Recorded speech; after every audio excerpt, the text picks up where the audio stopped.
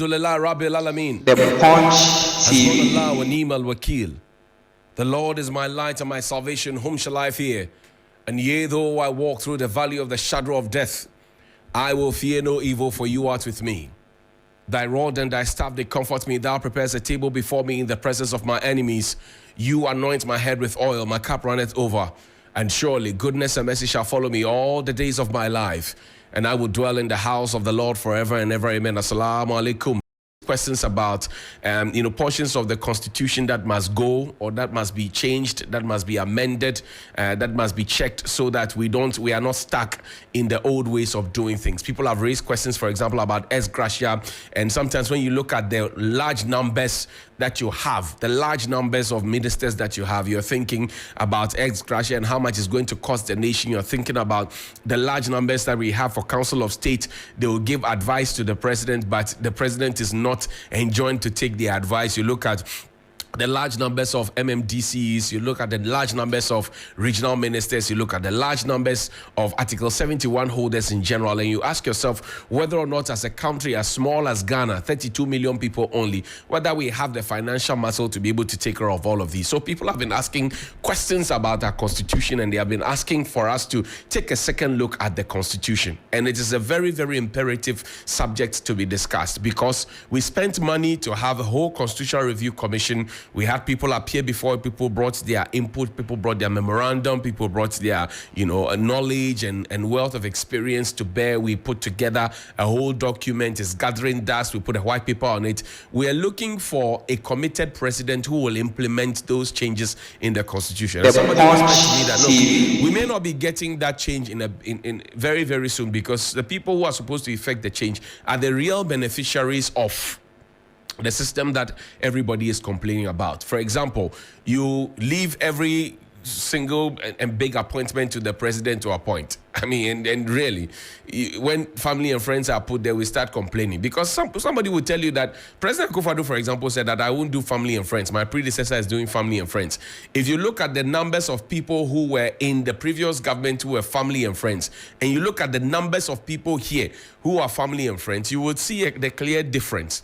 And then you want to juxtapose that to what Mr. Gov'T said on Star FM, that, their grandfather took time to take them to school and educate them very well. So the question is that, as insulting as that may sound to some of you, your parents and your grandparents didn't take you to school. Is that the question? Is that the analogy? Is that the understanding? Or if their parents took them to school, their grandparents took them to school and ensured that they were properly schooled, are they the only ones who are educated in the country who could fill the positions that are being offered? It's a conversation that we must have, because in the Constitution, we also talk about regional balance. In the Constitution, there's a conversation about regional balance.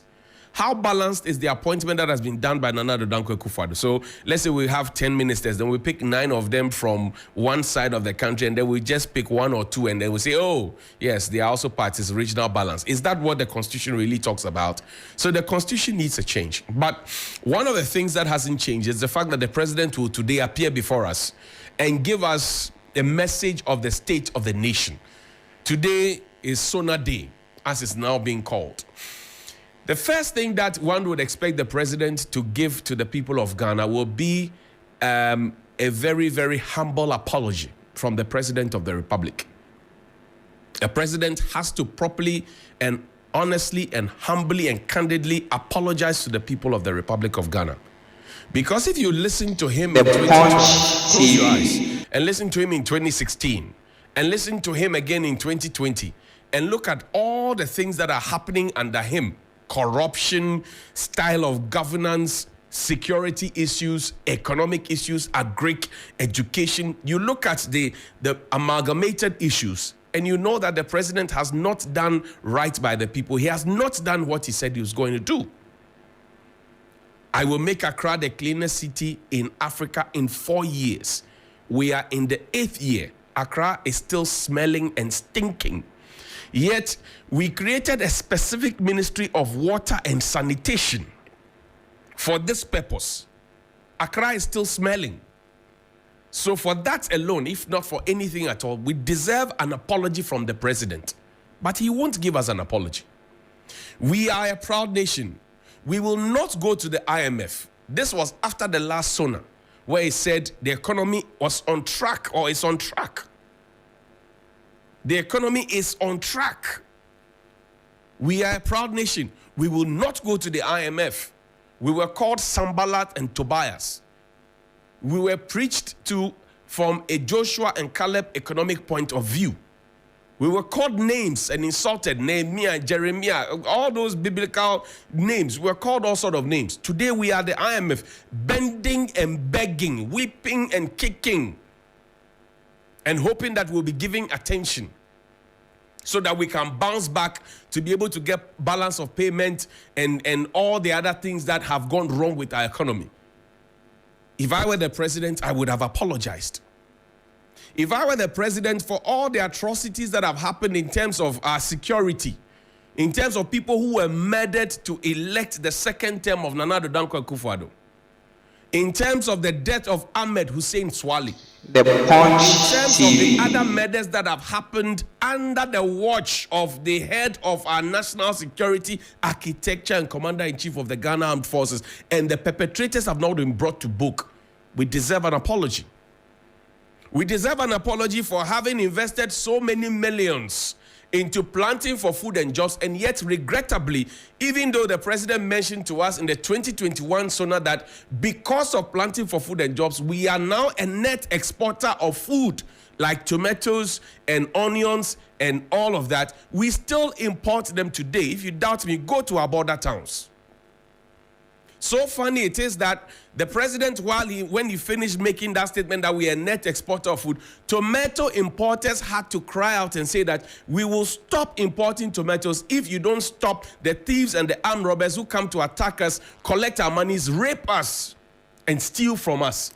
The president then detailed the national security minister to provide security for these market women and these importers, and they went ahead. So the irony is that president stands in parliament and says that we are a net exporter of food. Next step, the tomato seller says we will stop importing, and then the next step, president tasked the security minister to go and provide security, and then security minister comes back to say we have provided security, all is calm, so that they can continue importing. We deserve an apology. We deserve an apology because the president made a big case out of the price of a ball of kenke. I call it kenkenomics. The president did kenkenomics. He was complaining about the price of a ball of kenke being 1 cedi. Today, the price of a ball of kenke, even though we have plenty for food and jobs, one of the main things, the staples that we planted and are planting for food and jobs is maize. Maize. Yet the price of a bag of maize is unthinkable to the extent that we sell now a ball of The kenke Punch for 5 TV. We deserve an apology. We deserve an apology because free SHS is good. But if you listen to the teacher unions, you listen to the civil society organizations in education, you listen to the deep thinkers of society, you listen to the dissenting voices in society, they say we need to have a review. But because we played politics with the word review, where we equated review to mean cancellation, we are unable to have an honest conversation about free SHS. We are unable to do that. And we are miseducating and misraising the next generation of leaders. Children don't have textbooks in schools. Children are still sitting on the bare floor. Children are still using cement blocks to learn. The teachers don't have the benefit of their full laptops. So the issues are just that. So how does the child learn in school? Or how does the teacher instruct and help the child to learn? Because it's teaching and learning. One complements the other. They go hand in hand. There are no textbooks for the child to go home and refer to. Then the teacher cannot give them reading exercises because the standardized textbooks are not there in the schools. And we have run this system for about, 7 years? There was a curriculum that was running. We changed it hurriedly without knowing where to get the textbook. We deserve an apology for that. But will the president give us? He won't give us. Then the president goes ahead to make a personal pledge to God. That God, if you give me my second term, I will raise for you a cathedral. Eventually, the thing became a national cathedral. How it metamorphosed from a personal pledge to God to say thank you to become a national cathedral is another conversation. We'll put together our finest men of God. There's still pastor double identity in there. That has not been cleared. But the national cathedral is still raising money. And we even ended up using money that we don't have without the necessary approvals from Parliament, and sank it into the most expensive hole ever dug in the world. And when you look at that and you look at children sitting on the floor to learn, you look at that and you look at a pregnant woman delivering on the floor at Kolebu, you look at that and you look at people clamoring for clean water to drink, you look at that and you look at the hungry people, the children who are hungry in schools, school feeding caterers are on strike, you look at that and you look at all the things that are going on, and you ask yourself, where lies our priority? This is the same man we listened to. I started sounding this alarm in 2019. I said, Mr. President, by the time your tenure is done, the people will start asking questions about what really your legacy is. Today, when you appoint people to join your campaign team, they want to run away from it. They want to disassociate from you. You owe the people of Ghana an apology, Mr. President. You do. You owe the people of Ghana an apology. You do.